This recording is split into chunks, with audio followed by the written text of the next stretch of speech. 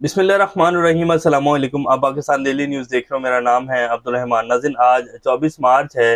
हमारे जो वज़ीर ख़जाना तो नहीं है इसहाक़ डार साहब, जो कि वज़ीर ख़ारजा है, वो कह रहे हैं कि जी पाकिस्तान जो है भारत के साथ कारोबार करना चाहता है, तिजारत करना चाहता है। और पाकिस्तान के जो बड़े कुछ ताजिर हैं वो इस बात का बारहा जो है वो इजहार कर चुके हैं, और पाकिस्तान के भी जो है बेहतरीन मुफाद में है कि वो भारत के साथ तिजारती ताल्लुकात जो है वो कायम करे। पहले तिजारत होती है भारत के साथ इंडिया और सिंगापुर के रास्ते से, तो डायरेक्ट जो है वो भारत और पाकिस्तान के साथ तिजारती ताल्लुकात कायम होने चाहिए।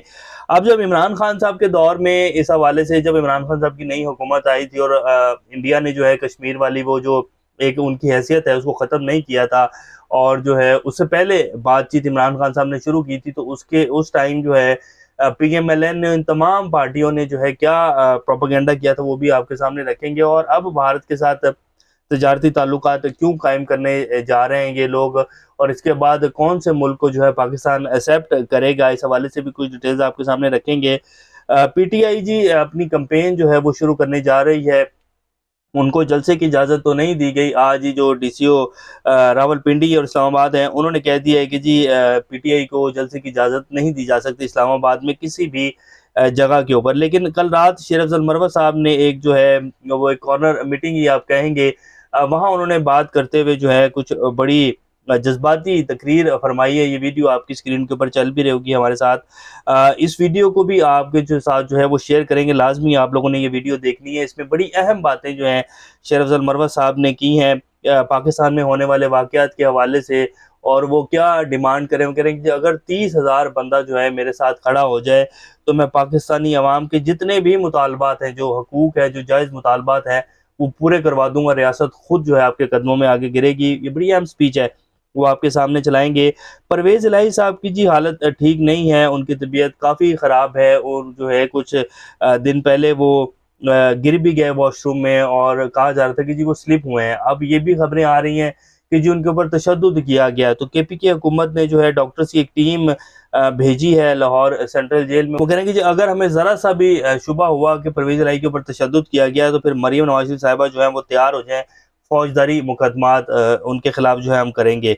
तो ये सारी अपडेट्स आज आपके सामने रखेंगे। इससे पहले अगर आप लोगों ने चैनल को सब्सक्राइब नहीं किया तो रेड बटन को प्रेस कर लें, और बेल आइकॉन को भी प्रेस कर लें, ताकि लेटेस्ट अपडेट्स आप लोगों को मिलती रहें। ये जो हमारा ताल्लुक है ऐसे ही जुड़ा रहा है। सबसे पहले जी हमारे वज़ीर ख़जाना कम वज़ीर ख़ारजा ज़्यादा इसहाक़ डार साहब जो हैं वो फरमा रहे हैं कि पाकिस्तान भारत से तजारत बहाल करने पर संजीदगी से गौर कर रहा है। और इसहाक़ डार ने लंदन में प्रेस कॉन्फ्रेंस करते हुए कहा कि दुबई और सिंगापुर के रास्ते भारत से तजारत हो रही है जो महंगी पड़ती है, इसलिए कारोबारी अफराद चाहते हैं कि भारत से तजारत बहाल हो, और पाकिस्तान इस पर संजीदगी से गौर कर रहा है। अच्छा, पाकिस्तान के कारोबारी अफराद जो हैं वो तो तजारत को, लाज़मी बात है जी उनका काम है तजारत, और वो तो चाहेंगे कि जी पाकिस्तान का जो माल जो पाकिस्तान बन रहा है पूरी दुनिया में जाए।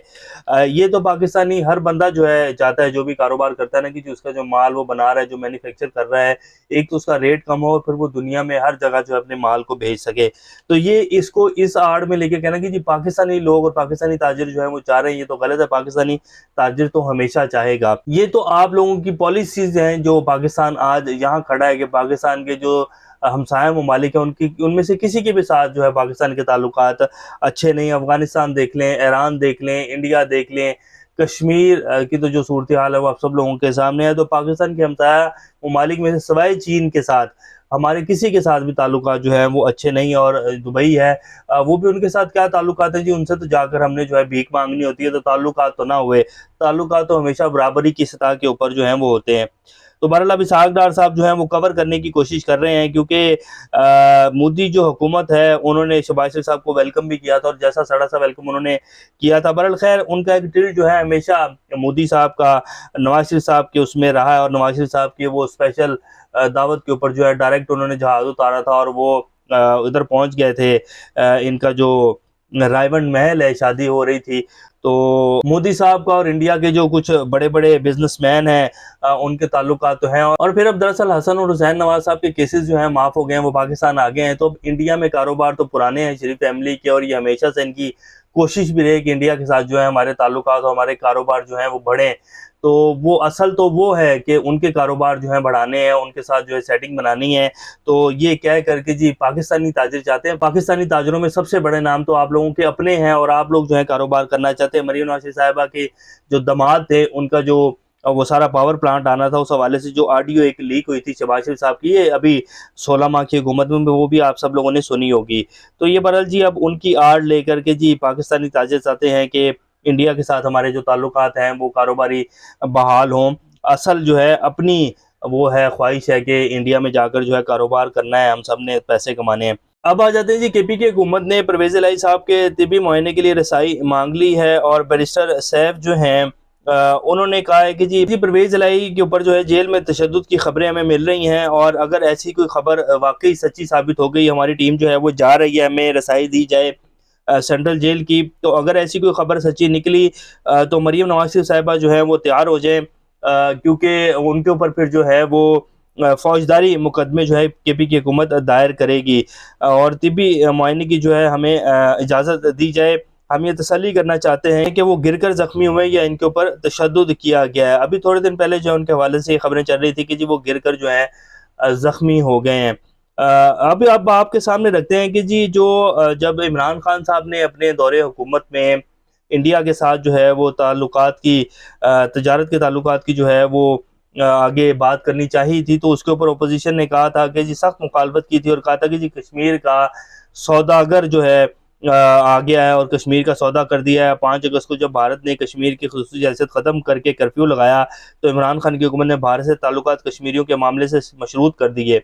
अब जो इत्तेहादी हुकूमत है, अब इनसे कोई बंदा पूछ ले कि जी अब जो आप लोग जो है भारत के साथ तजारती ताल्लुकात कायम करने जा रहे हैं, तो जो कश्मीर की 5 अगस्त को हैसियत ख़त्म की थी यूनाइटेड नेशन की करारदाद के मुताबिक, उसके हवाले से भी कोई पॉलिसी वाज़ह कर दो कि जी हम उसके हवाले से क्या बात करेंगे। क्या इंडिया जो है वो कश्मीर की उस हैसियत को बहाल करेगा, और जो जबर व तशद्दुद और जुल्म इंडिया कश्मीर के ऊपर कर रहा है उसको बंद करेगा। तो उसके हवाले से जो है हमारे वज़ीर ख़ारजा साहब जो है उन्होंने कोई बात नहीं, उन्होंने कहा कि जी भारत के साथ तजारती ताल्लुकात जो है हम बहाल करने जा रहे हैं, क्योंकि अब हसन हुसैन जो है वो आ गए हैं, मेरे बेटे साहब भी जो है वो आ गए हैं, इसी तरह सलमान शहबाज भी आ गए हैं, इसी तरह सचिन जिंदाल साहब जो कि इंडिया के हमारे पुराने दोस्त हैं, जिनको बाकायदा जो है सुपारियाँ दी जा रही हैं शेर अफजल मरवत की, तो उनके साथ भी ताल्लुकात कायम करने हैं। तो इंडिया के साथ तो हमने तजारती ताल्लुकात कायम करने हैं।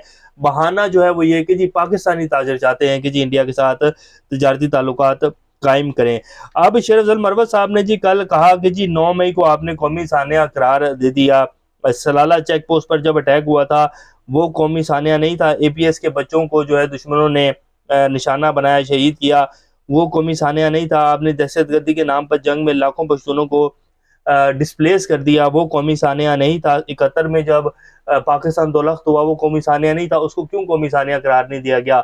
9 मई की तहकीकात हुई नहीं और उसको कौमी सानिया करार दे दिया गया, और PTA के साथ जो जुल्म किया गया है ये तो जो है नाइंसाफ़ी। और ये अब आप उनकी स्पीच सुने और आपके सामने आ जाएगा कि शेर अफजल मरवत साहब जो हैं वो क्या पैगाम देना चाह रहे हैं, और PTI जो है वो कहाँ खड़ी है, और PTI आने वाले दिनों में क्या करने जा रही है इस इम्पोर्टेड गवर्नमेंट को लेकर।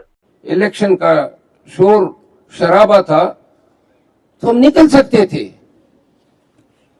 किस चीज ने रोका?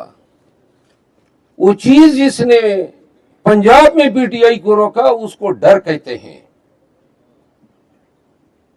और वो चीज जिसने आज भी पाकिस्तानियों को उस इस्तेकामत के साथ रोडों पे निकलने से रोका हुआ है, वो चीज आज भी डर है।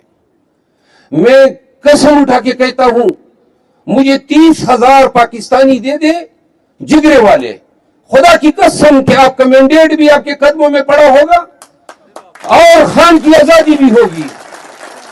30,000 पाकिस्तानी चाहिए। और नौजवानों, क्या तुम 30,000 26 करोड़ या 25 करोड़ में नहीं उठ सकते हो? नहीं उठ सकते हो। क्या है इनके पास? गने हैं, डंडे हैं, शेल है। तो क्या हम इस मुल्क की आइंदा नस्लों के लिए नहीं कर सकते हैं? और क्या रह गया इस मुल्क में? न इंसानी आजादी है, न बुनियादी हकूक है, न औरत का एहतराम है, न बच्चों पे शफकत है। जुल्म है, जबर है, तारीकी है, डकोसला है, बदमाशी है, गुंडागर्दी है। और दीन कहता है, इस्लाम कहता है कि जहां जबर हो तो जाबिर के आगे डट के खड़ा होना जो है, ये इस्लाम आपको कमांड करता है। ये क्या हो रहा है इस मुल्क में?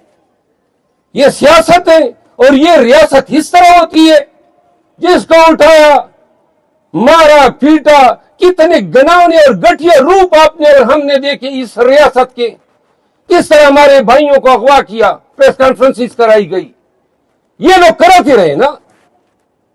तो लिहाजा अब भी सरनगुओं के जीने से बेहतर है अल्लाह हमें इस जमीन का पेवंदी बना दे।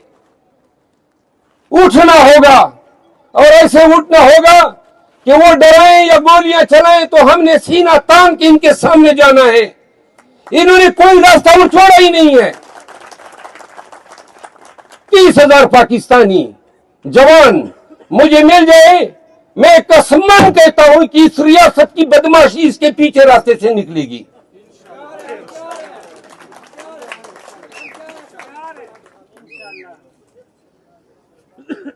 ये बदमाशों के साथ उन्हीं की जुबान में बात करना है। और जब आपकी रियासत बदमाश हो जाए तो यह आप पे फर्ज है कि आप इसको लगाम डालें।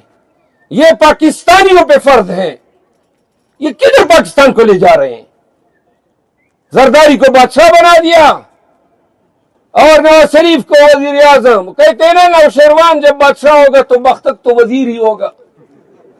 पाकिस्तान को किन के हवाले कर दिया है?